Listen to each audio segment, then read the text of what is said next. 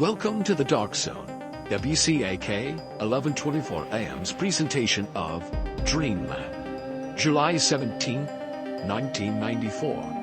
And now your host, Art Bell. Welcome to Dreamland, a program dedicated to an examination of areas in the human experience not easily nor neatly put in a box. Things seen at the edge of vision, awakening a part of the mind as yet not mapped, and yet things every bit as real as the air we breathe but don't see. This is Dreamland. Well, good evening, everybody. The Monroe Institute travels from the body. The Monroe Institute was founded by Robert Monroe, a former broadcasting executive who began to undergo spontaneous experiences in 1958 that drastically altered his life. Unpredictably and without willing it, Mr. Monroe found himself leaving his physical body via a second body to explore locales unbounded by conventional concepts of time and space.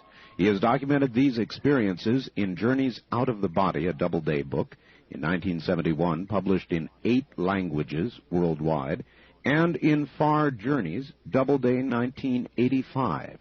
The Monroe Institute had its origins in the Research and Development Division of Interstate Industries Incorporated, which began investigating methods and techniques of accelerated learning in the late 1950s.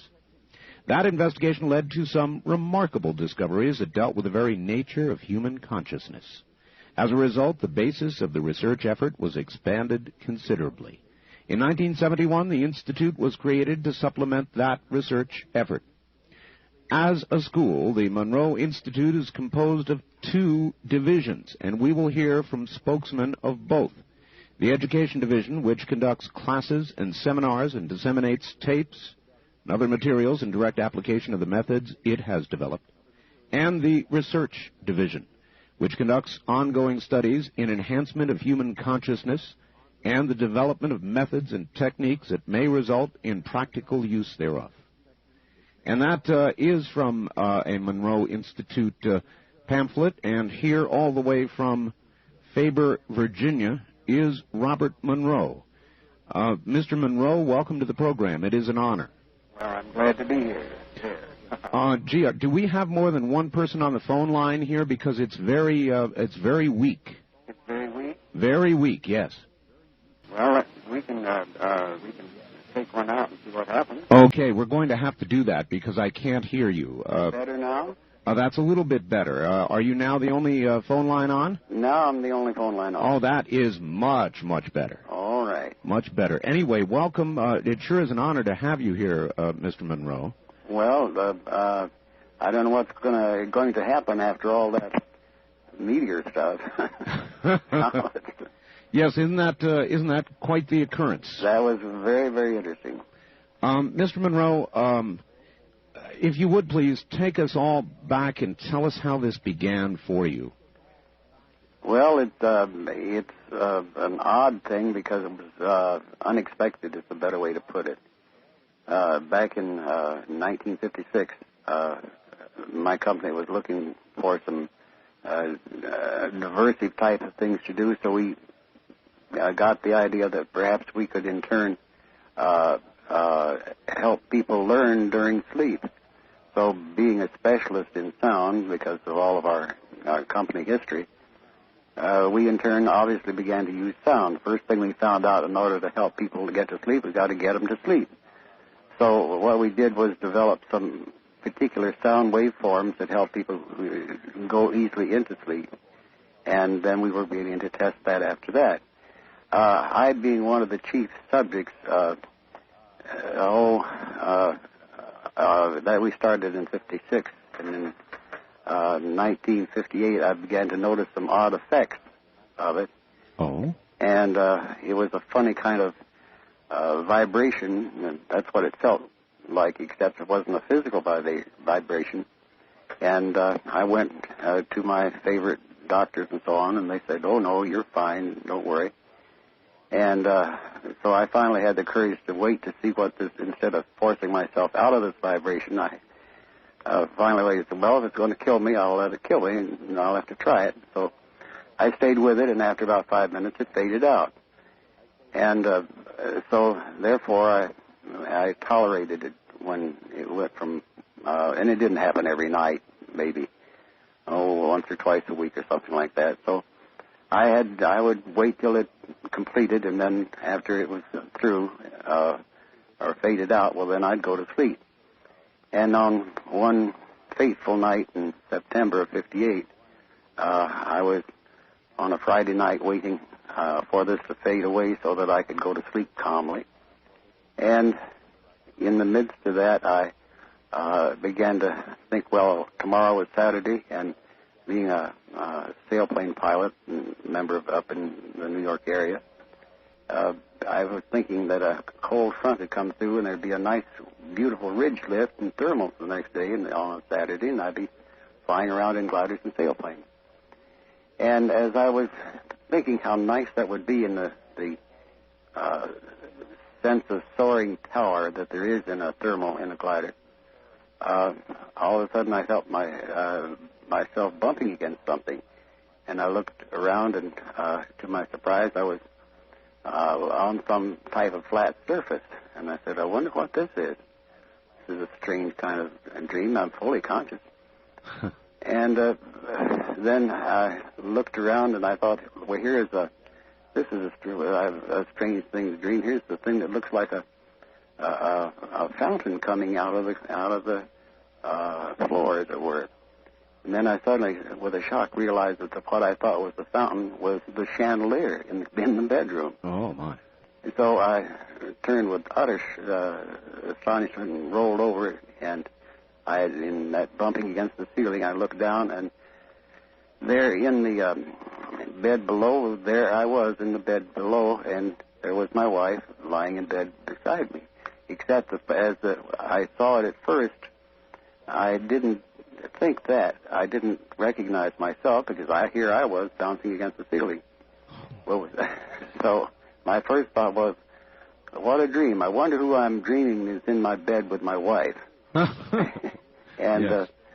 After a sudden little closer look, and I'm still against the ceiling, I realized the man in bed with my wife was I.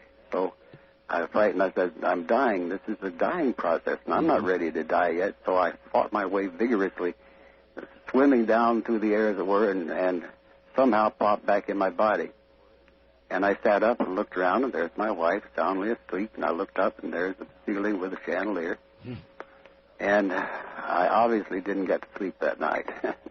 What an incredible experience. Now, you said that you were experimenting with some sounds or some audio in order to assist you with sleep. Can you amplify on that? What were you doing? And this was a pattern that we had developed, but I hadn't done anything with it for over a year, and nobody else had anything remotely like this particular effect. Okay, so it was not due to that, and whatever was occurring to you was utterly spontaneous? It seems that way. In other words, we were looking for any types of possible answers, and that was when we thought, well, that would affect other people, because we had about 100 subjects that we had used in it, but it didn't affect anybody else anywhere, not even the semblance of it. So anyway, excuse me, the most important thing was that I was so sure that was a beginning of a dying process, and I was terrified. And you can't imagine how terror-stricken one can be, or panic-stricken, because every time after going to the doctor and not finding still any interesting comment about it, I had great trouble of letting myself let that happen and finding that if I released or just let go a little bit when that took place, I would float out of my body. And each time I thought I was dying. So anyway, that went back into more physical exams, and I finally got the courage to go to a doctor, a psychiatrist friend in New York named Louis Wolberg. And he said, well, he says, I can tell you one thing. He says, I know that you're sane. I know you too well, so don't worry about any psychotic thing because you're not that type. Well, I said, well, what'll I do? He says, I don't know. you can go into take psychiatry and find it if you want. It might take a little while, but and I said, well, I'll think about it. So anyway, after about 10 additional episodes, something like that, I finally realized that this floating out and floating around the room was not going to kill me because I could think a certain way and I'd get back in my physical body. Until that moment, though, it must have been absolutely terrifying. It was, and I couldn't get, being very much an engineering type, I couldn't find any common scientific answers for it. The only one is dualism, psychosis, and things like that. Mm-hmm. So that was the big problem because I couldn't find an appropriate answer. So after about the 10th time, I finally realized, well, this is not going to kill me. I'm not in the death process. Well, that made something else come up entirely worse, and that's curiosity. I'm sure it did, yes. This is not going to kill you. What is it? Anyway, so I began to experiment with it around the room and so on, and just I found I could only go a certain distance away from my physical body, and it was as if there were something holding me back. And I finally answered that because I realized what it was, and the other part of the life secrets, as it were. The thing that was holding me so heavily was that I had this very strong sensual sexual urge. And I, of course, obviously tried to wake my wife and had no luck there. And that was binding you? It was keeping me close to my physical body because it was related to a physical drive. Anyway, I used the old Gene Autry principle on that finally and to overcome my need to go beyond 30 feet from the body. And you probably don't know the Gene Autry technique, do you? No, sir, I don't. No, you're too young. Gene Autry had a thing where, in turn, he did a lot of, you know who I'm talking about. Oh, of course. Yeah, well, he had a formula that was very, very effective for pre-puberty children who came to see his movies on Saturday afternoon and in a movie house, no TV. To make it very short, what the technique was that in the movie he would meet a girl, and then he would have his big fight with the bad guy, and he would overcome the bad guy, and after he overcame them, he'd go to the girl, and she'd say, "Oh, Gene, you're so wonderful." She'd look up with pursed lips at him, and Gene would look down, and all the audience, and he learned this, who can tell, through the years. But all the girls were going, ah, and all the boys would say, "Oh, he ain't going to kiss her, is he?" So what he did, learning that, he had a formula that fit his pictures. That what he did, he said to the girl, "Honey, I love you, and I'll get to you later. But first, I want to sing you a song." And so he picked up his guitar and started singing, and they rode off into the sunset, and everybody was satisfied. So my answer, finally getting down to that, was an easy answer. Fine, I'll say to this sexual drive of mine, I'll get to you later, but first I want to do this other. Yeah. And sure enough, it worked. So, in other words, you conquered it psychologically. That's right. And that released you. That's right. Then what? Then began a series of experiments, and I took this research team that I had and turned them loose in trying to find information about this. And we found that quite quickly that there was what was an underground, as it were, and then we're talking back in the 50s or 59, which was the area where all the you'd find the trance people and all types of mystical things, and sure, and call it dreamland if you want. Well, anyway, after a long period of time, we found out the usual ones there, and I had meetings with the that was right at the beginnings of parapsychology. And I went down and met with J.B. Rhine, for example. I don't know whether you know the name or not. No, sir. Well, he was the leading figure in parapsychology in that era, about 1960, I guess, 59. Anyway, to make it short, I met with him, and he said on a Saturday at Duke University, and he says, it's indeed very interesting, but he says, it's not my department. And I said, well, what is your department? He says, we work with cards. And I said, thinking that I had a poker game the night before. And he explained how they have subjects testing subjects for psychic ability by having them read cards before they're turned over and this kind of thing. Oh, yes, I'm familiar with that. Yeah, anyway, so I left, and as I was going out the door, this research assistant, Dr. Ryan's, opening the door to get me out, says, Mr. Monroe, and I says, what? He says, don't worry about it. I says, what? Why? He says, I do it too. And that was the first person I ever heard who had ever done anything like it. And then following up that, mind you now, the fear had faded away, and it was trying to do something about it. It was another question. So I had another friend, a psychologist, named Foster Bradshaw, and I finally got the courage to talk to him about it. And he says, oh, that's nothing new. I says, well, I'm glad to hear that. And he says, there's a very easy way to handle it. And I says, what do you mean? He says, you go over to India, that's it, and live in a ashram with a guru for about some time, and he'll tell you all, get it all fixed up in your mind. Uh-huh. And I said, well, thinking about my business and my home and my wife and 2 children, and I said, well, how long would this take? He says, well, that's not important how long it takes. Well, I said, how long do you think it would take? And he says, well, maybe 10 to 15 to 20 years.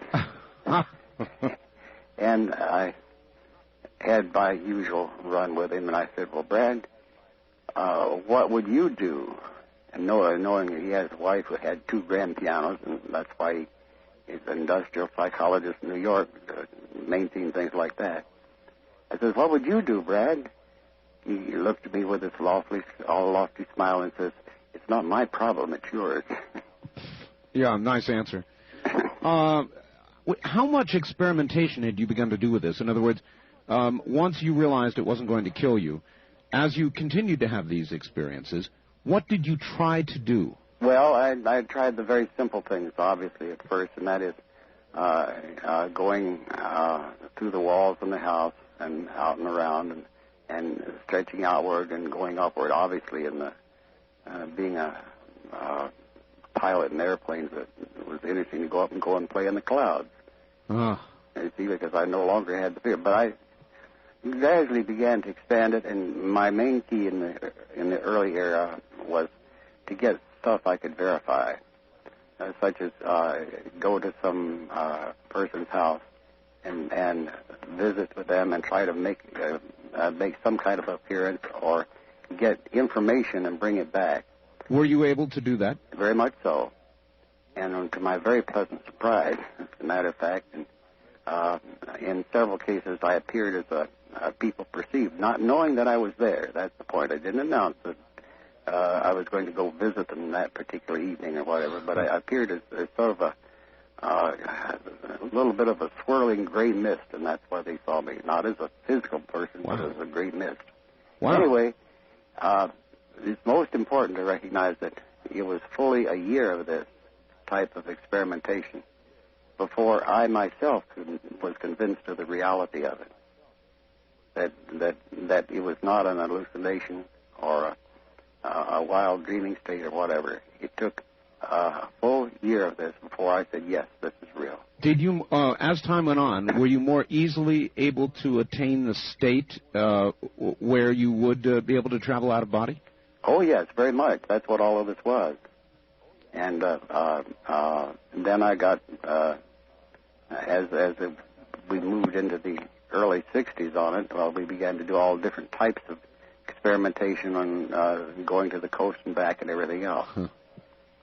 Oh, that's remarkable. Mr. Monroe, hold on just a moment. We'll be right back to you. We're interviewing Robert Monroe of the Monroe Institute. This is Dreamland. Mr. Monroe, if you are there, we are now right at the top of the hour, and so we're going to pause for about 5 minutes and do the news and so forth and so on, and come right back. So stay put, relax for a few minutes. We'll be right back to you, okay? Very good. All right, great. Mr. Monroe, Robert Monroe of the Monroe Institute, back in a moment as we talk about states of consciousness that perhaps can be achieved by you, perhaps by everybody, if only they knew how to do it.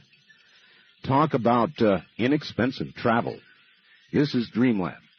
My guest is Robert Monroe of the Monroe Institute, and he's been describing a very early experience, or a series of experiences he had with journeys out of the body.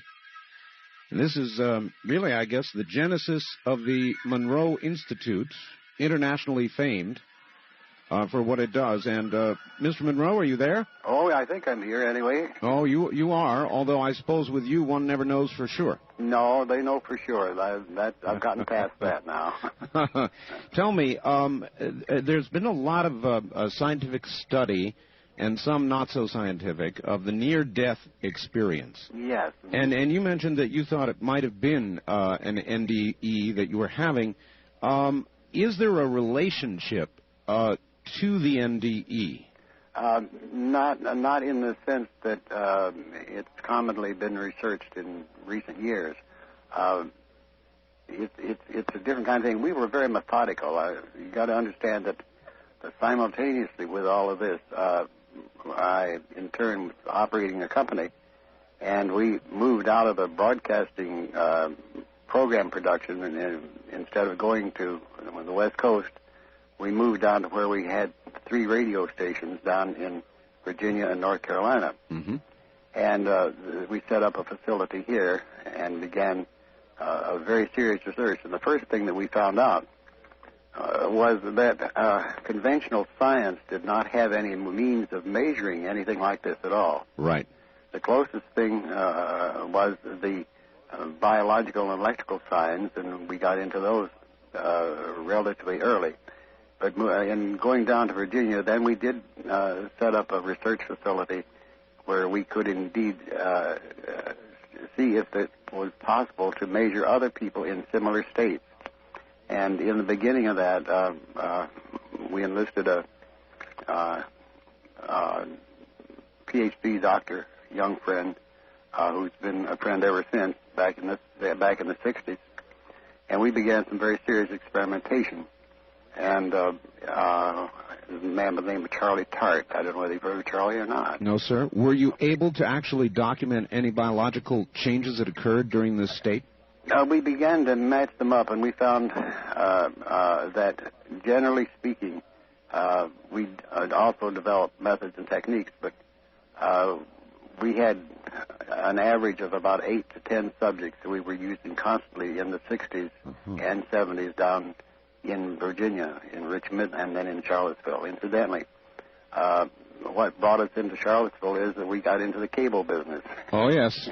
So. Yes, I'm very familiar with it. I guess we've been down similar roads. My background is in cable television and broadcasting. And you know, even then, in the whole idea we were microwaving signals in, I thought, aha, someday that's what cable's going to be. It'll be satellite stuff.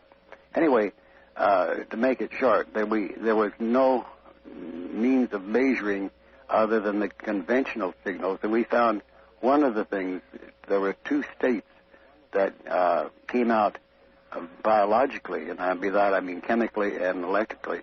One of them was dreaming sleep, and that was when one was near the physical body. The second one was stage 4 sleep, which is deep sleep, delta sleep. And that is when the major activity in what we coined the phrase, and it became generic. We didn't like to call it the old phrase of astral traveling because it had too much of a mystical flavor. Mm-hmm. So we coined the term out of body, which has now become generic, as you know. But what we found is that these extended distance type of activity all had to do with stage 4 sleep. And if I might, Mr. Monroe, how were you actually able to document that? If a person is there sleeping, how do you correlate the time of the out-of-body experience with a particular state of sleep? Well, it was very simple. In the 60s, it became a lot simpler than it might seem at first. We took various types of body measurements, electrical measurements, and occasionally then we got into EEG patterns, but we did not have the equipment at that time to be able to do it properly. Anyway, what we found is that when a person was in one stage of sleep, our subjects, who in turn became proficient, I might add, in performing this out of body, we took readings on them in these activities that they were doing and matched them up with the biological signs of these two different stages of sleep. And this is where we began to get the connection that led us to really where we are now. But through those early periods, we did some of it. We did at UVA, for example, back in the early days in the 60s, and that's where we at least got the beginnings of working on an EEG pattern. Out of that, we attracted attention from various scientific people as a result of just simply word spreading that we were looking at something from a different point of view as against a strictly mystical approach to it. How was the conventional scientific community reacting to your work then? They reacted with a great deal of skepticism until one and more of them began to experience the thing through the system that we were slowly, painfully developing. And it was kind of a thing that working on a means of getting past the hard rocks that I had encountered. And the first one, of course, is fear, and the second one is the reality of what it is. And it didn't take nearly so much work to have people determine the reality. And we're not talking about college students, which are often the typical subjects. These are people that one way or another had heard about what we were doing and became interested in it, like physicists and psychologists et al. And that was the beginning back in the 60s. And moving slowly through the 60s, we developed means of inducing these various states. And in inducing those states, we got it very simple. The first one was, and we gave them labels so they would be impartial in terms of states of consciousness. And the first one was very simple.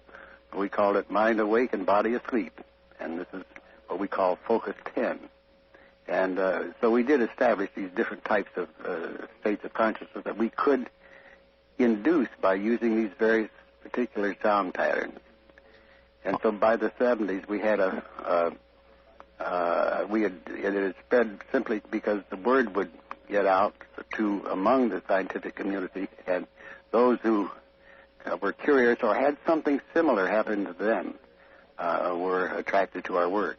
All right. Are these the sounds that are now known as the hemi-sync tapes? The hemi-sync tapes. In other words, hemi-sync. Yes. Hemi as in hemisphere of the That's brain, right. I take it. That's right. And what these patterns we did find was that it's a special method that we didn't invent, what's called a binaural beat, but we did indeed use that as a system of a means of getting these low-frequency vibrational patterns into the brain. In other words, a binaural beat it puts, say, a 100 hertz signal in one ear, which you can hear, and a 104 hertz signal in the other ear, and the brain has to synthesize that 4 hertz differential. That's what a binaural beat is. So you end up with a 4 hertz that the brain itself hears? The brain itself has to synthesize that by that synchronization of the hemispheres, because one signal is in one ear and the other signal is in the opposite ear, and the net differential Yes. And I said we didn't invent that. It's just the actual waveforms are the ones that we put together. Okay, then is it the 4 hertz signal that the brain hears that actually enables or assists in attaining the state you're talking about? Yeah, it's a combination. We now use multiple combinations thereof, but that's how we first began, by getting these very simple combination patterns going. And in terms of where that got is quite an interesting story, but I'll bring you up through the years to give you an idea of where we are now. We have a 20-channel EEG system and an isolation booth where we have got a great deal of the RF out of it, and we use that in an awful lot of research. And I will turn you over to Skip Atwater and let him talk a little bit about the research patterns. That will help. All right. I would love that. Right. And go right ahead. Coming is Skip Atwater. And Skip Atwater, are you there? Yes. Skip, what division do you head up for Mr. Monroe? This is the research division that you mentioned earlier in your introduction. Yes. Fascinating stuff that you folks are doing. What can you tell us about the present state of your research? In other words, what all this has led to? Yes, the present-day research has really been due to the age of computers. All the work that Mr. Monroe had done over the 2 decades prior to the invention of the computer world and analysis is now being validated. He has always been a man ahead of his time, as it were, and the notions he had about what was going on are now being proven to be true by looking at the brainwave states through computerized electroencephalography, actually measuring brain waves with a brain mapping system that runs off a computer, not the charts and the squiggly lines that we've all seen on drug commercials on TV and things like that, but actual computerized analysis of the brainwave states. What are you actually able to chart? This is fascinating. What can you chart about the brain besides electrical activity?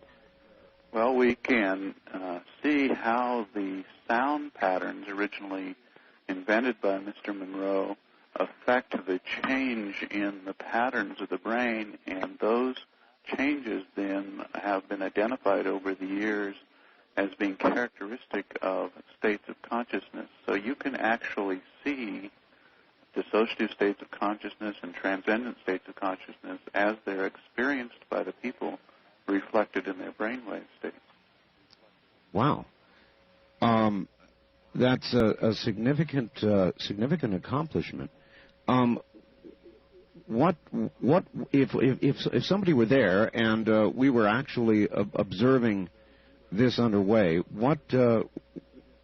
How are you able to document this using a computer?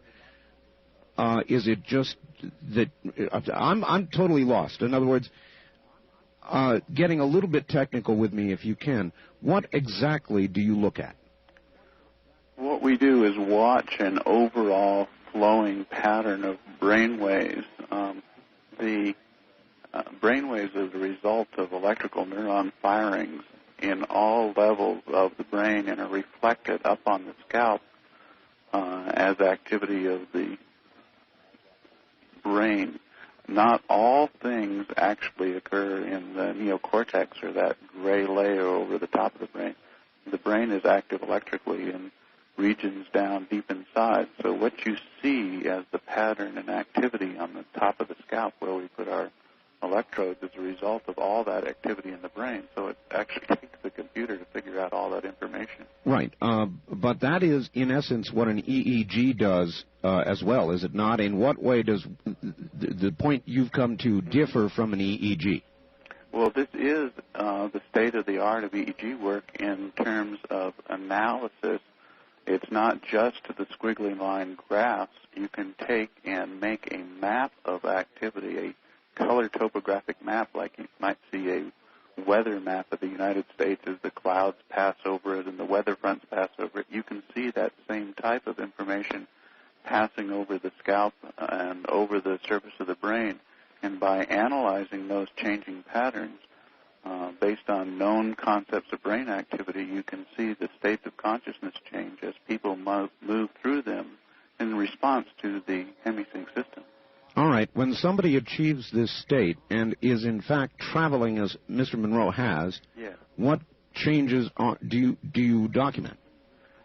People usually start out with what we call the alpha state, where in the back of the head there is high amplitude alpha as they're just laying there resting before moving into this state.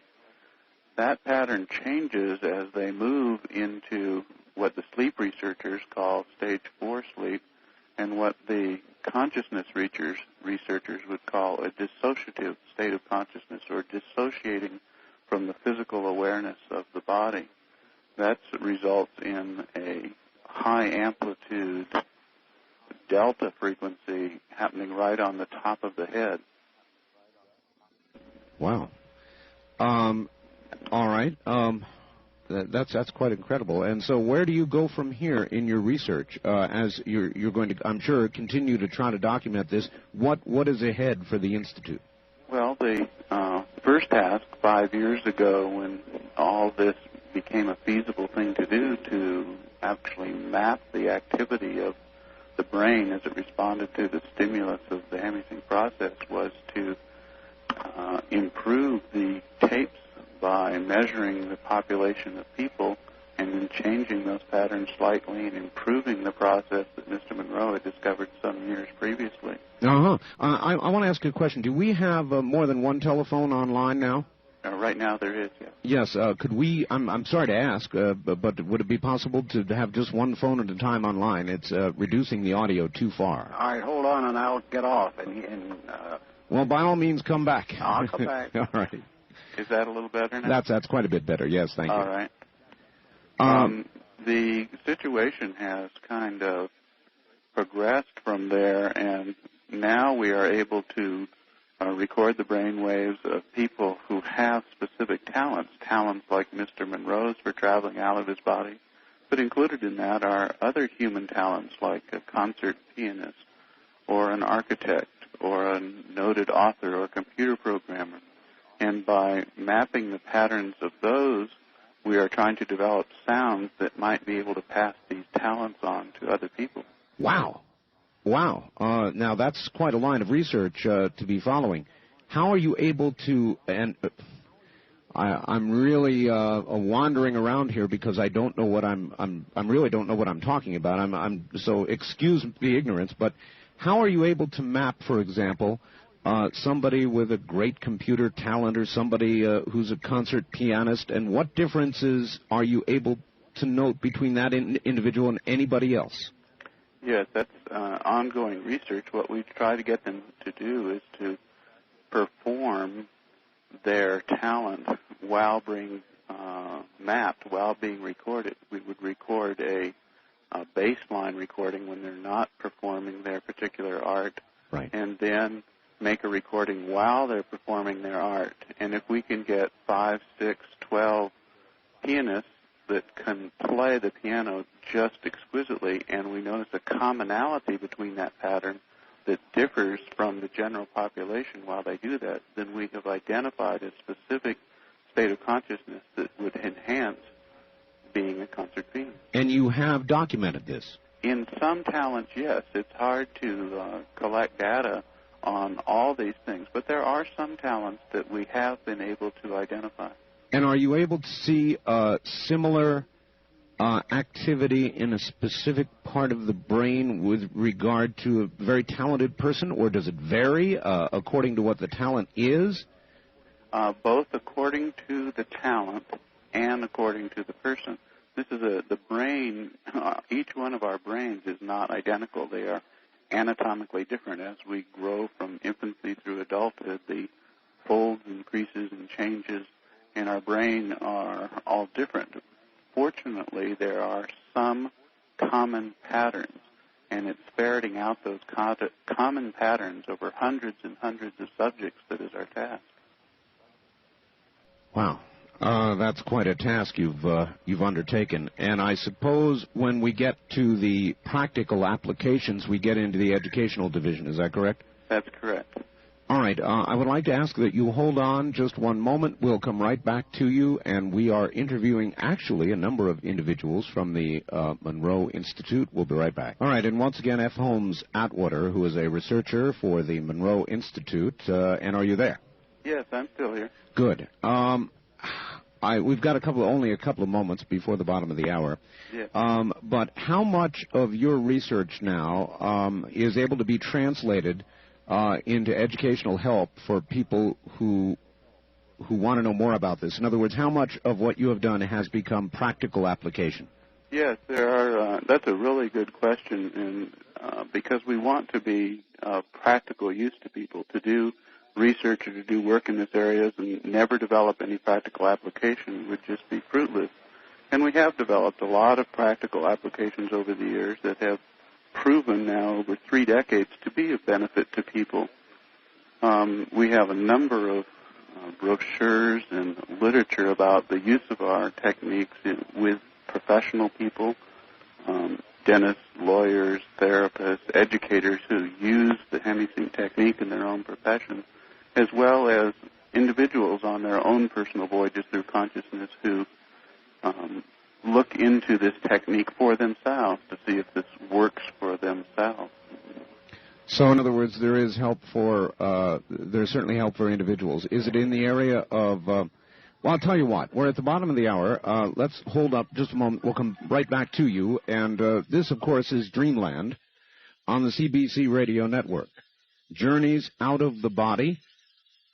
We're discussing them.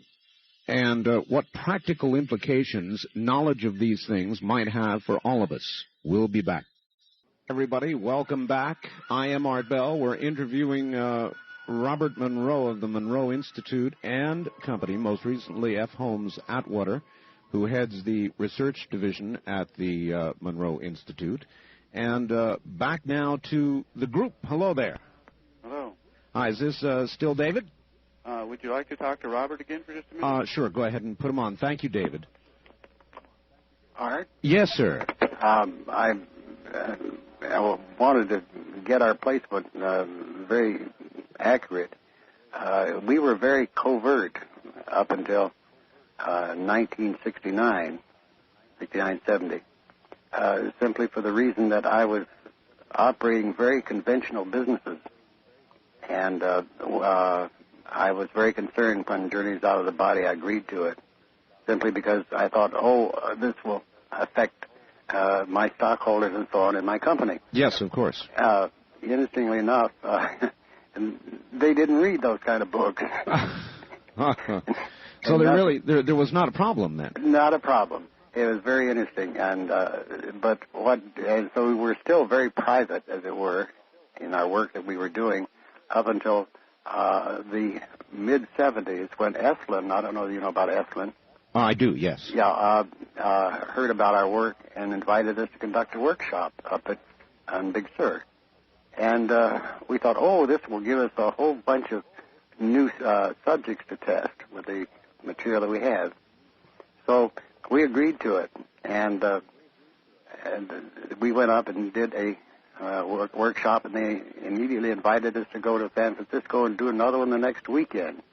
And then we had never thought of doing anything like that. So we originally said, we got to give this a name. So we called it the M5000 program. M5000. The reason that if we had 5,000 different subjects that we could test, we would have a wonderful base for data. Of course. Well, it didn't work quite like that, but what happened was that we began to get calls from other people as a result of that about other programs, doing this program over in other ways in other places.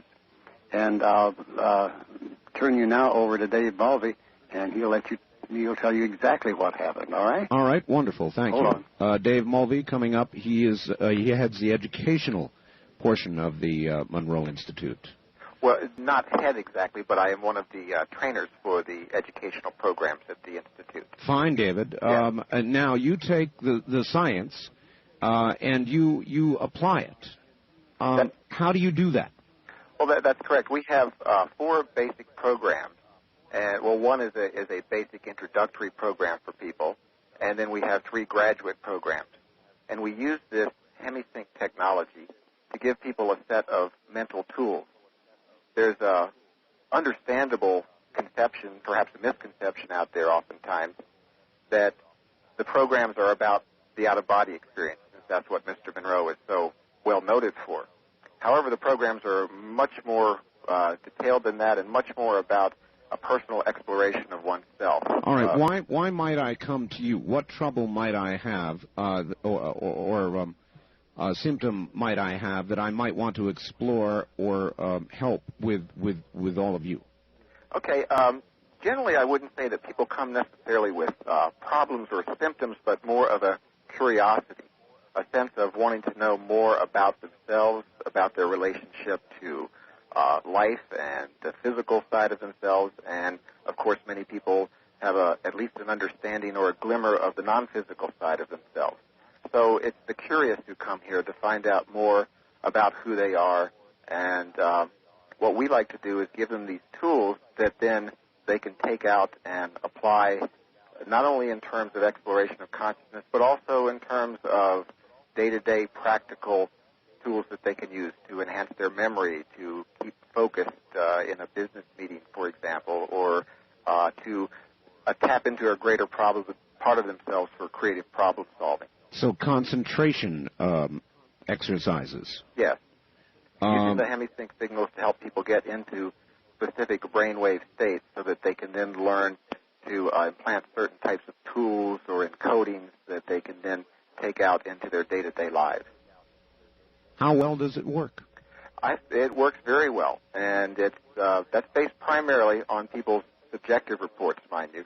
We do get a lot of feedback from participants who come to the program, and we get letters and calls back of people who talk about how these tools enhance their lives in all kinds of ways, and sometimes ways that they might not be prepared for. Well, do people come to you for a weekend or a week or a month, or how does that work?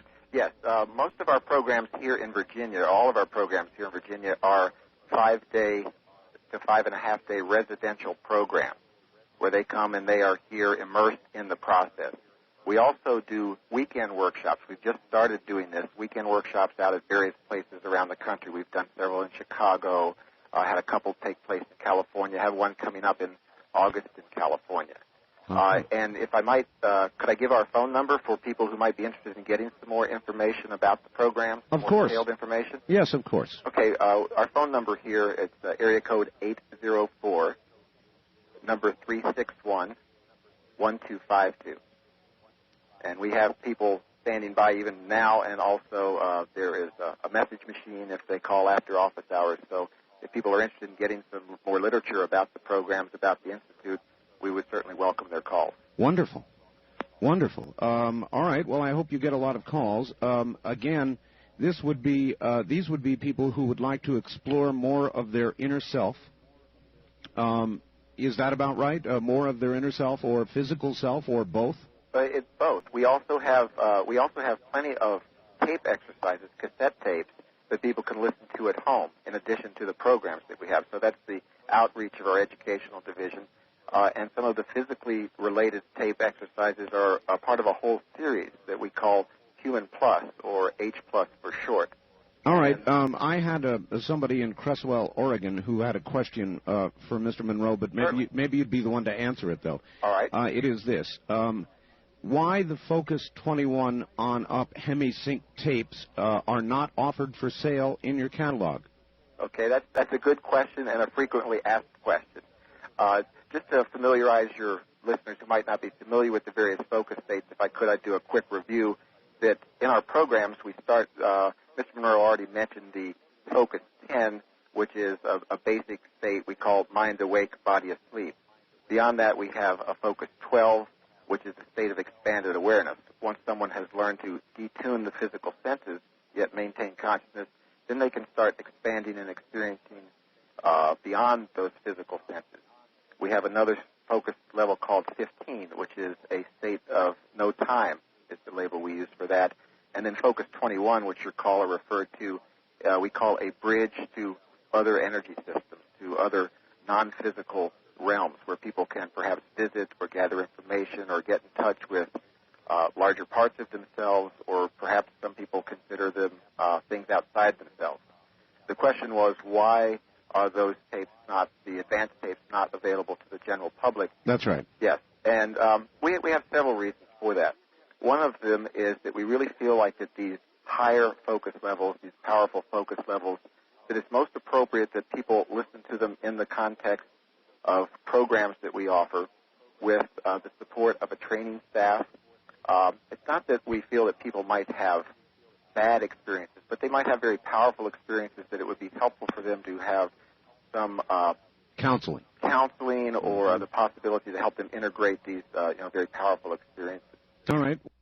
Is there anything dangerous about achieving any of these states, specifically dangerous?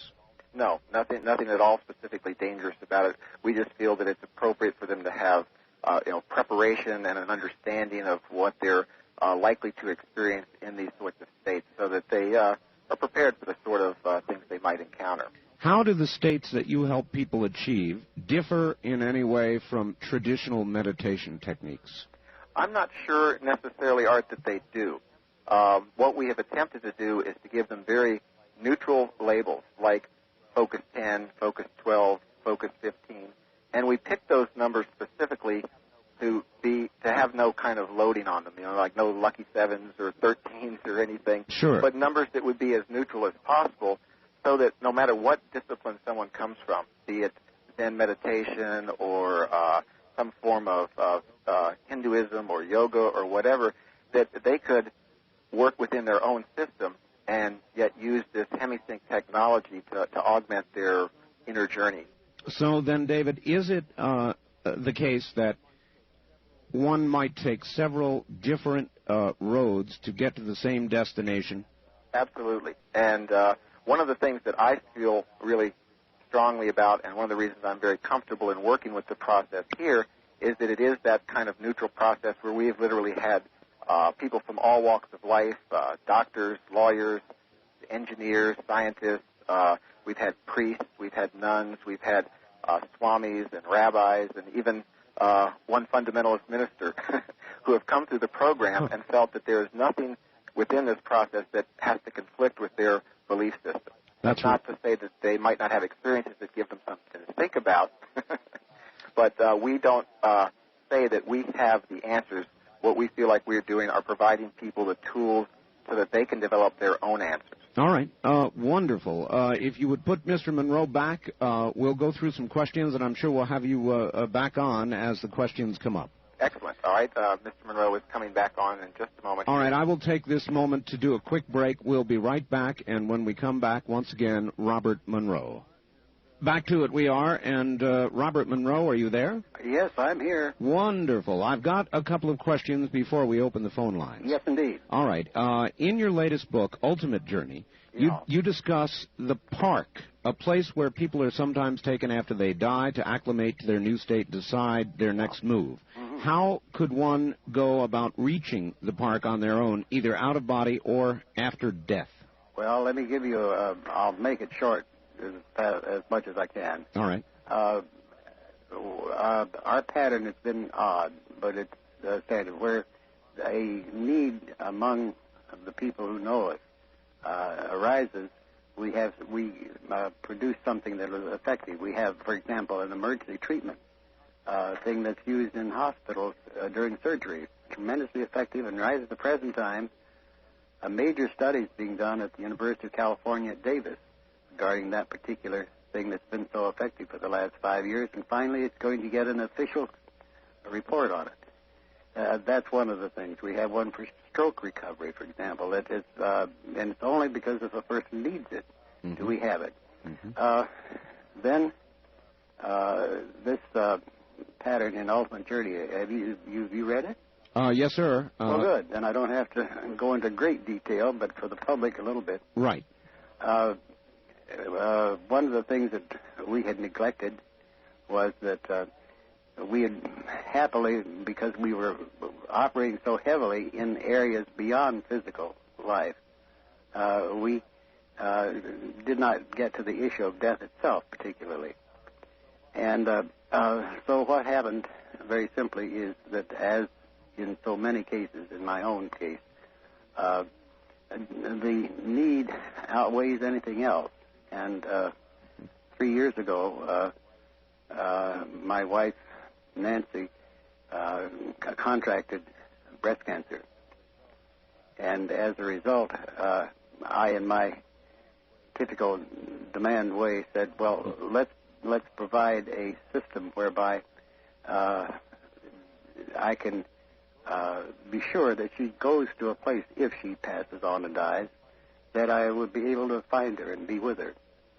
Item came out then that I had, as you read in the book, I discovered that all the way back in the 60s, I had been escorted to a place called the Park, which is a way station for people after they've died so they can cool off from the trauma, as it were, of dying and figure out what they want to do next. Yes. Anyway, it's from that and researching that, and also with the areas of people who I knew had already died, we set up a program called Lifeline, which Dave may have described to you, but which in essence is one to in turn help get totally familiar with the process of moving from Focus 23, which is right after physical death, up to what we call Focus 27, which is this park. We didn't invent the park. It's been there for millennia, I found out to my great surprise. But anyway, as of now, we've had 3 years, roughly 400 people have participated in this particular program, and they have made, during the program, only and during the program, each of those 400 people have made 5 runs retrieving someone out of Focus 23 who was bewildered or in shock and escorting them up to this way station park where they can cool off. Each have done it 5 times. How many does that make of those documented runs? Is a total of 2,000. Wow. Big stuff. Big stuff. Yes, sir. And they do in turn, and there is we have a postgraduate study on that going where we are verifying the data of the person who had just died and try to get information that can be verified. It's quite difficult because it's out of time, if you understand what I mean. I do. Somebody has been wandering around in 23 and not knowing what to do and bewildered for maybe 100 years. Right. Okay. Well, that leads me to this. You discussed the concept of time being a physical, earthly phenomenon. Yes, that's right. Accepted as a condition of entry. I gather this, that lives, times, and events are happening simultaneously. This is a very confusing concept. It is indeed, and it's very, very surprising how we are locked into certain things that are peculiar to time space, and time is one of the key ones. And when you get up into these other states of being, you got to realize that time is not. You can go backwards or go forwards, and this, in your own personal life and in other lives, you are locked into. We think 1994, but it isn't so. But it is not so. It is not so. What do you think of lucid dreaming as a springboard to having an OBE? And also, where do dreams fit into the picture? Do they?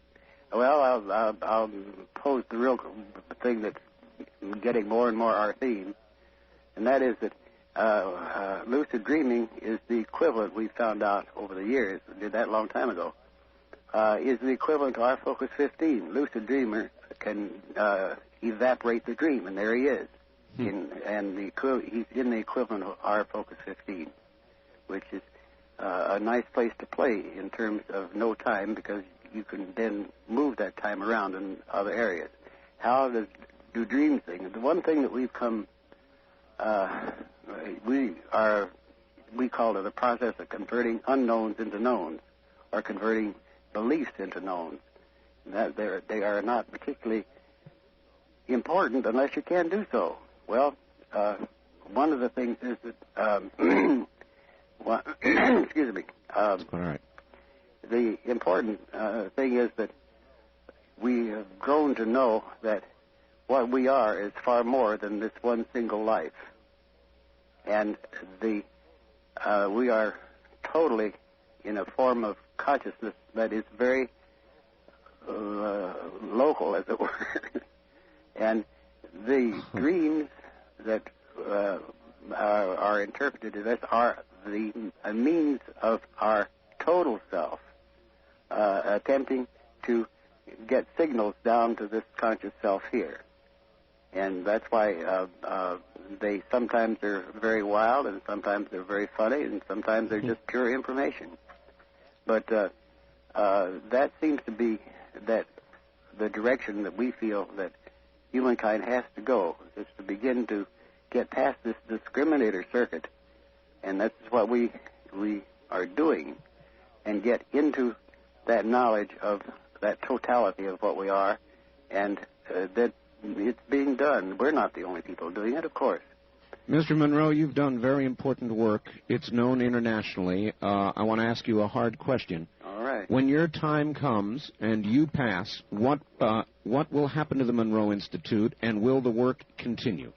That is very specifically has been set up to do that. There's much too many people involved in it, not just here, but as you said, worldwide.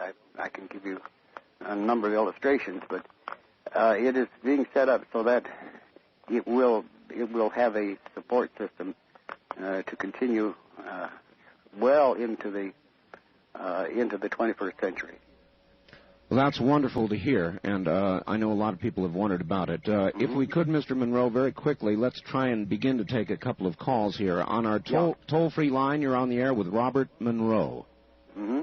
Hello. Hello. Yes, sir. Where are you calling from? Seattle, Washington. Okay. Do you have a question? We don't have a lot of time here for the topic. Yes, I do. I would like to know where Mr. Monroe first learned about this technology. Okay. We've kind of covered that. I would say, but Mr. Monroe, a quick answer? Quick answer. Where I learned about it, I found about it the hard way.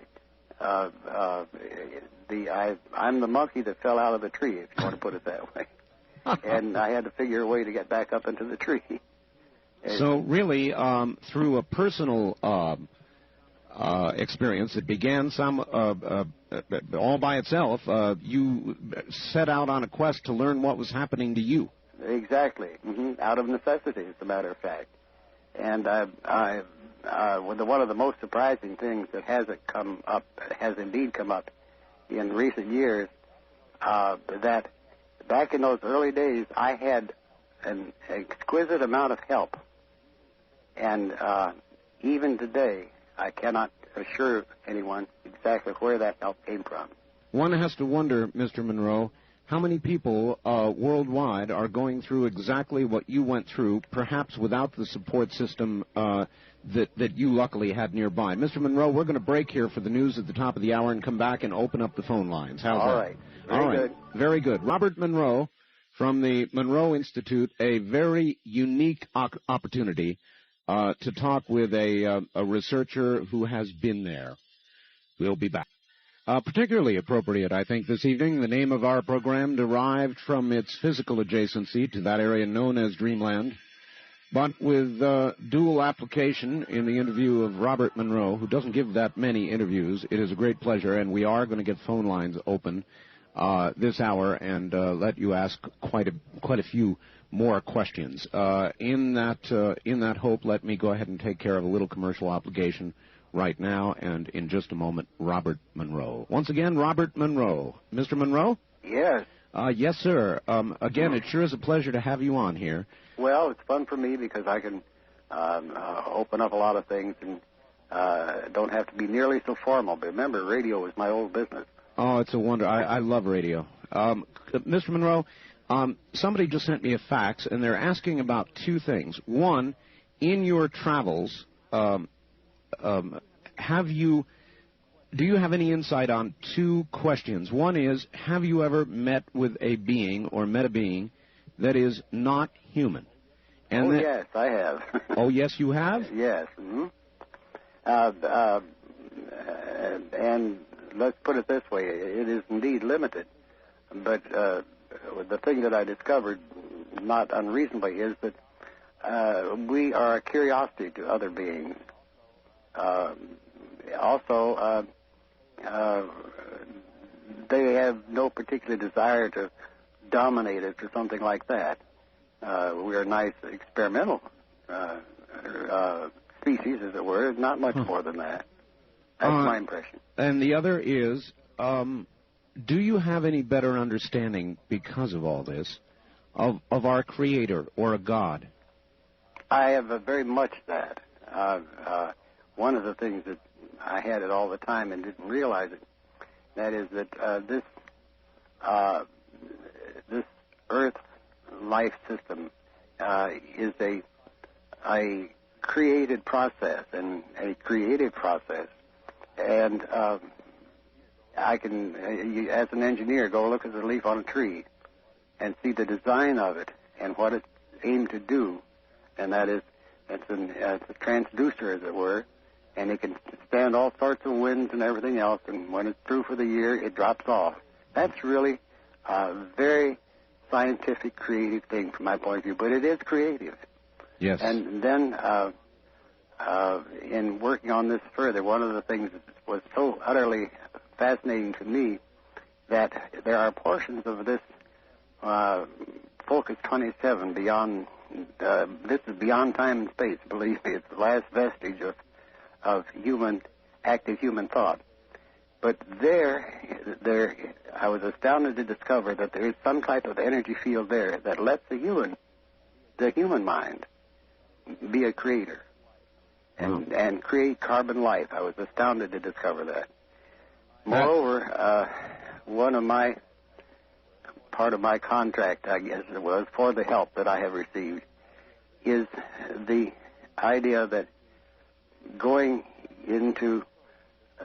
back and looking at the source of this creative process. And I got as far as what is I called the emitter, for lack of making a common term, and the creator or creative process is behind that.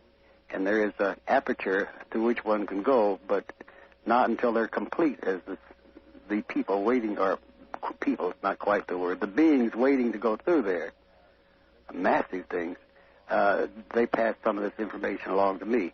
And yes, that's one of the things that in turn has certainly come very much to my knowing, and that is that I know as I sit here how our civilization is restrained in terms of anything that's non-physical. We don't know anything about it in any way, shape, or form.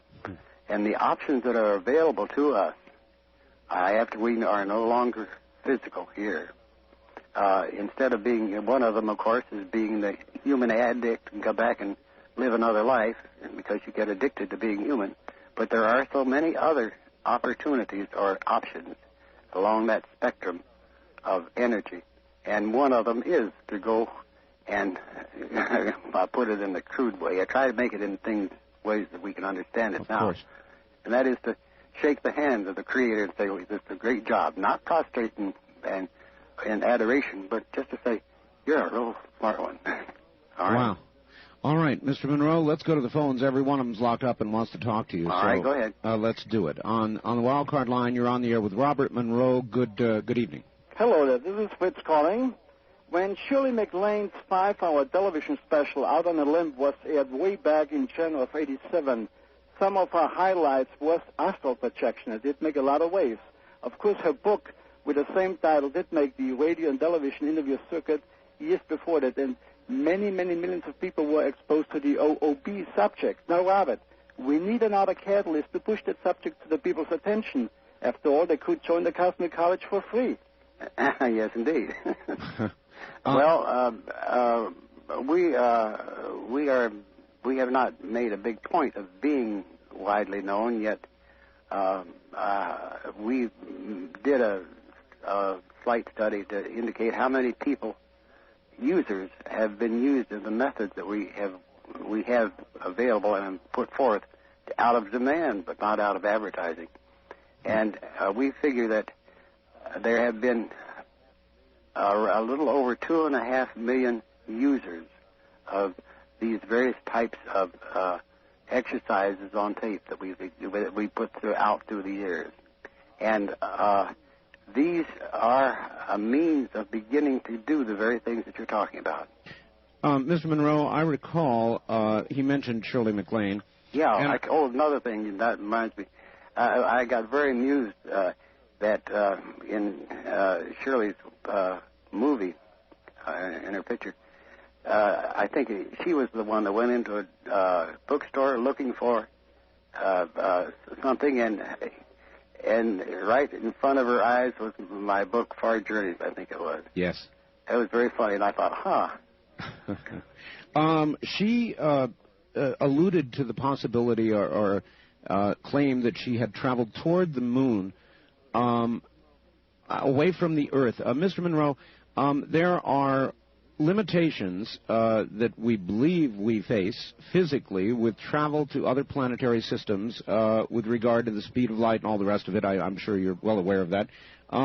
Might out-of-body experiences be a way ultimately to travel where otherwise we may never go? Absolutely.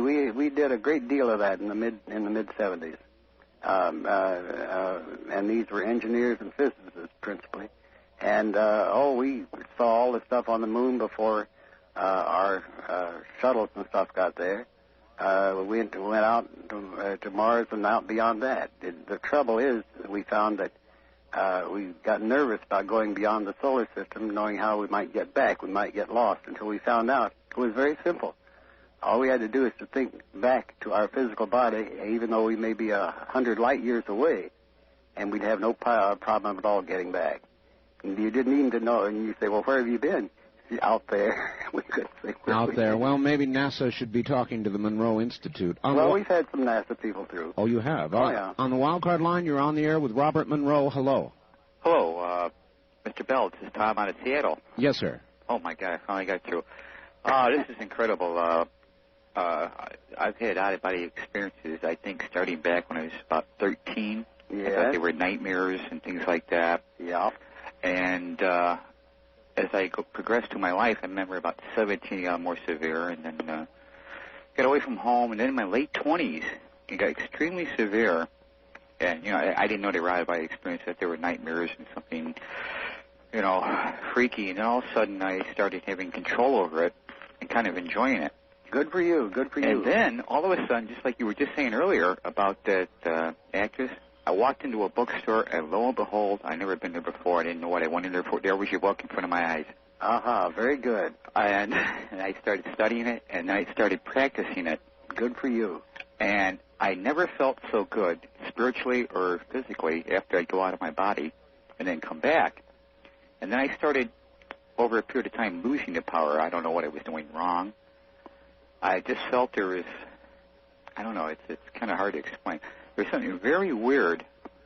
I was experimenting with it. I actually did 2 experiments, unscientifically, of course. I'm just a truck driver, but proved it to other people that I actually got out of my body, went by them and did things and could see things while I was supposedly asleep, which I wasn't. You know what I'm talking about. I can tell you one that I had to do out of desperation to be sure somebody understood it years and years ago. I went and I pinched this woman in her side. It left a bruise. Oh, my. Oh, my. And so then it is possible to have physical manifestations during an out-of-body experience. What I was doing, I discovered years later, was that I was not pinching her physical body. I was pinching this other body. Oh. You see, and that's what left the bruise on the physical. But it was so astonishing because I didn't think I pinched her that hard at all. It was on right just above her, around her waist, up above her hips. Very discreet of you, sir. Yes, it was discreet. All right, on the wild card line, you're on the air with Robert Monroe. Hello. Hi, this is John. Let me turn down my radio. Thank you. So remember to do that, everybody, right away, please. We have a delay system. Okay. I have a question for Robert Monroe. Yes. I read his book, both of his books, in fact. I read Journeys Out of the Body and also Far Journeys. And, Mr. Monroe, I have a question for you. In your book, Journeys Out of the Body, you talk about this one incident where you go to you have the intent of visiting this one person at this house. You give his initials as EW. Yes. Mm-hmm.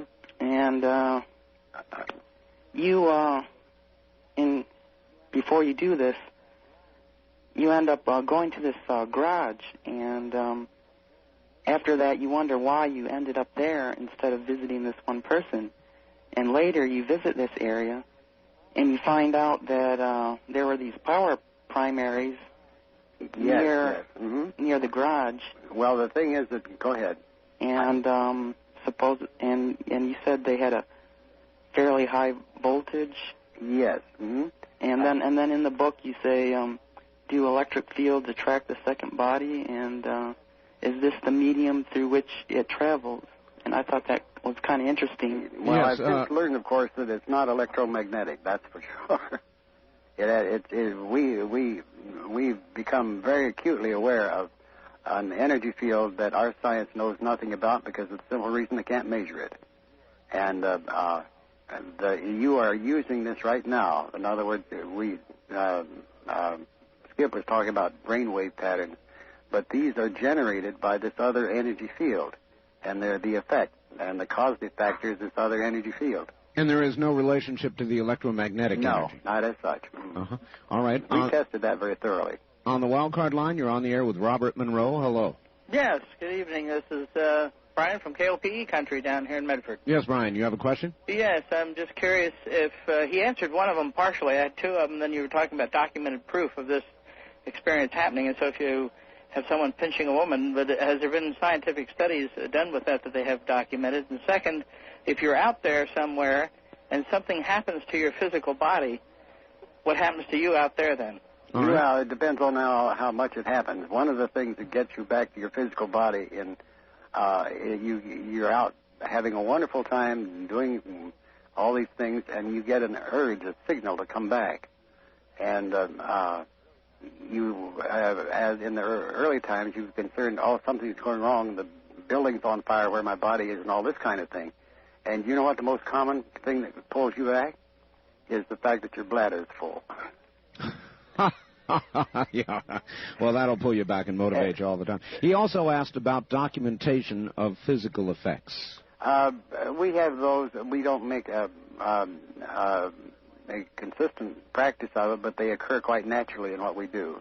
And we have quite a long line of them in terms of that. But you see, again, we're dealing with an energy that cannot be measured scientifically, so you can only measure the effects of the energy. You understand the difference? Yes, sir. All right. That's the problem. All right. Wild card line, you're on the air with Robert Monroe. Hello. Hello, Mr. Bell. Hello, Mr. Monroe. Hello. I think you'd probably if I said this in the past, you'd probably think I was nuts. But no, I wouldn't. I've had quite a few experiences with astral projection, and in which case other people actually experienced my being there. They didn't know it was me, and I never told them in advance that I was going to do what I did. Very good. As long as you did not tell them in advance, that's a very important key. Okay, but now it was incredible when I found out later, and another friend that I had told that I did this was on the phone with us. The three of us were on the phone, and it sort of unfolded. But what I wanted to ask you, and Art had Richard Hoagland on, and I asked him when he was on about the Viking lander on Mars and how specific questions about the arm that was supposedly jammed. Yes. And I actually had the experience that I went in 1978 to Mars and found that the arm was jammed and that I unjammed it.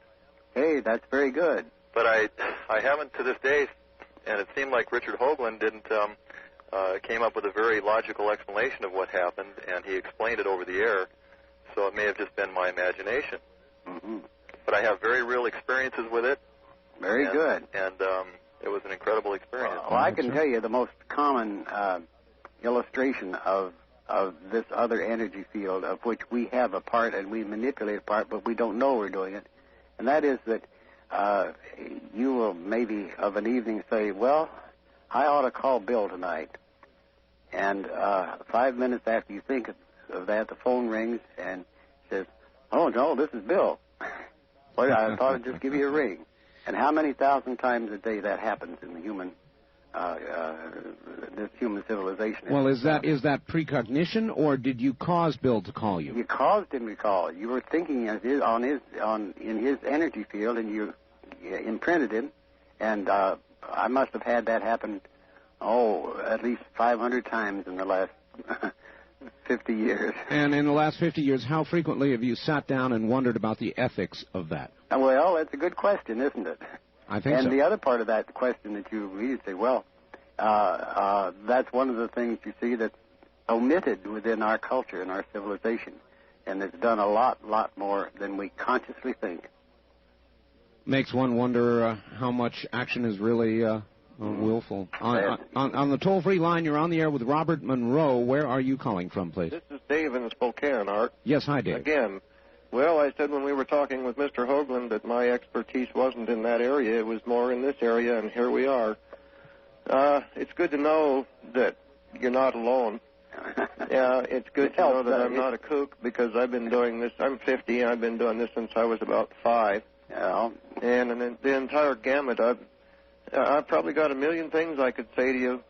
Well, what I would like you to do, if you've gone that far, or anyone else going that far, by all means, drop us a note.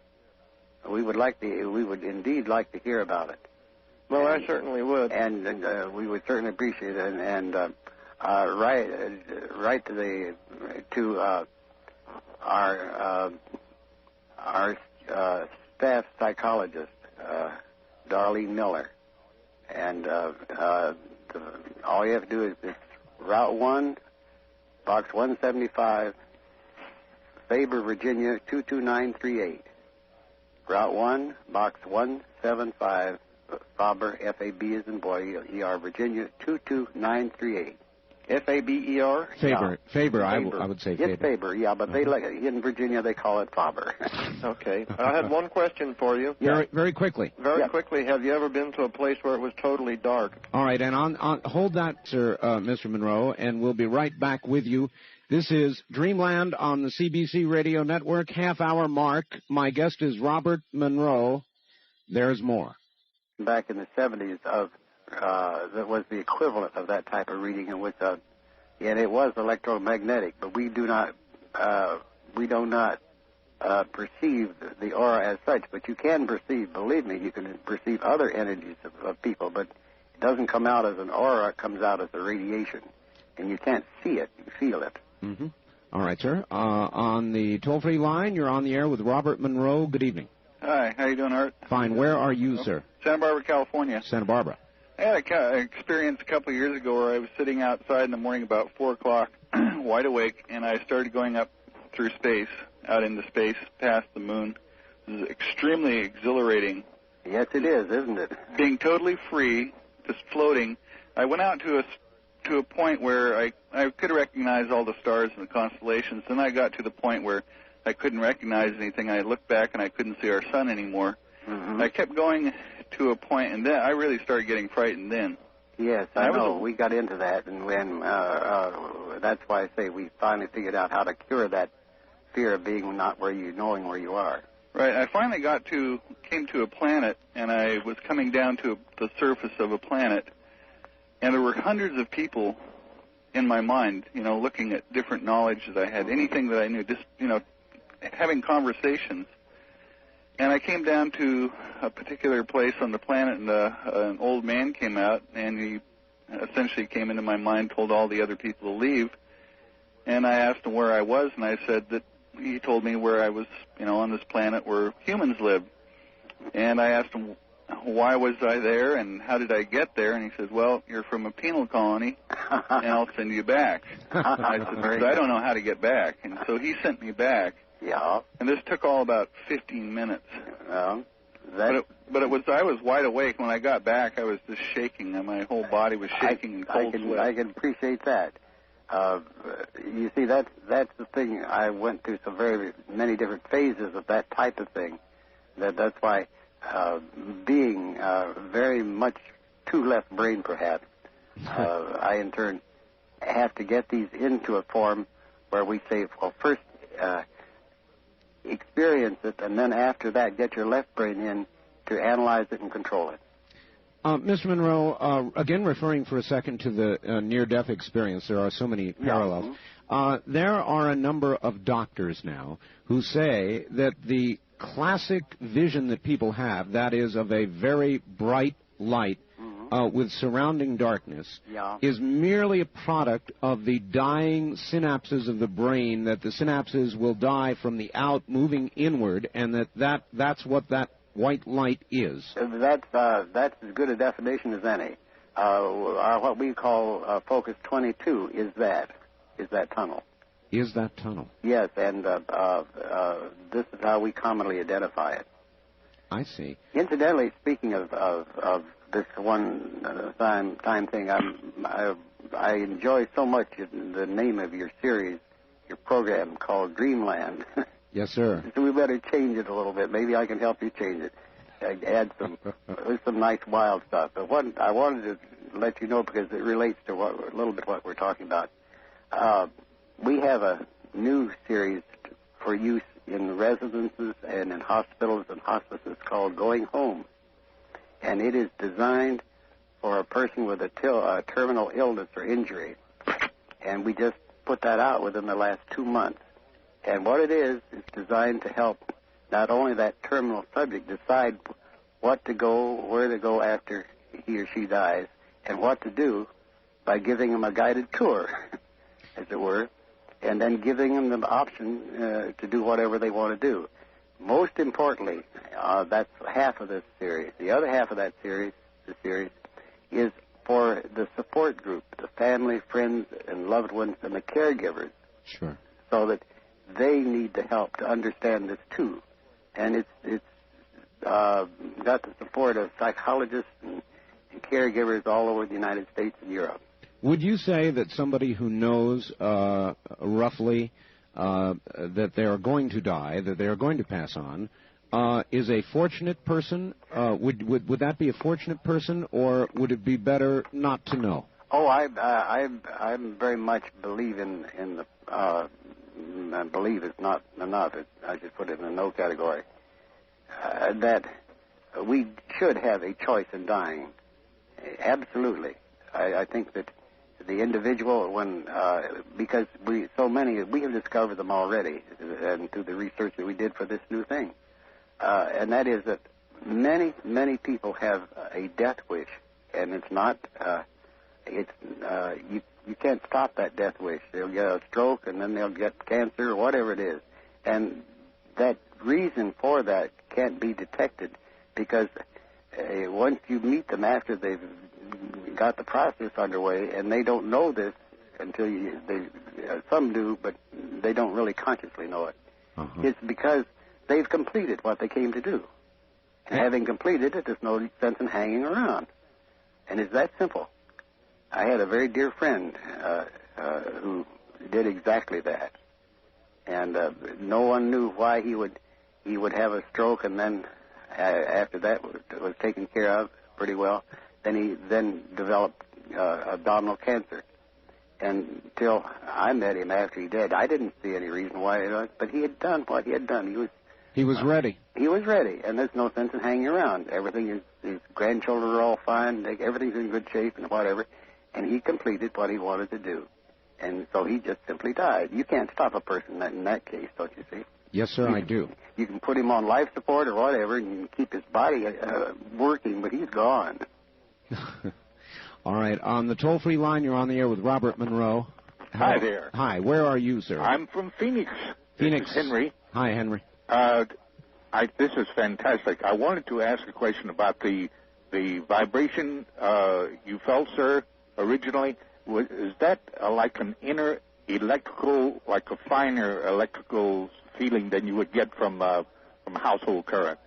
Is it something like that, and quite exhilarating? Yeah, it felt that way to me initially, and I had long since discovered that it was not electrical at all, because I even had a test at that time to see what it was, and it was not even showing as a mechanical vibration, neither that nor an electrical one. So what else was it? You see, our science could not measure it. So, Mr. Monroe, you would tell people, do not fear death? Absolutely. I think that's the point, is that it's a terrible thing to fear it that much, because when you're ready, and it may well be that that's what we do with our going home. We help people become aware of the opportunities that exist beyond physical death. Mr. Monroe, will we ever come to a full understanding of the process of life and process of death? Are we ever meant to know, do you think? Absolutely. The point is, you see, you are growing a new personality, and there is this discriminative circuit that holds all this back till your personality, your intellect, your intelligence itself develops. And once that develops, then fine, it's all open. It's absurdly easy.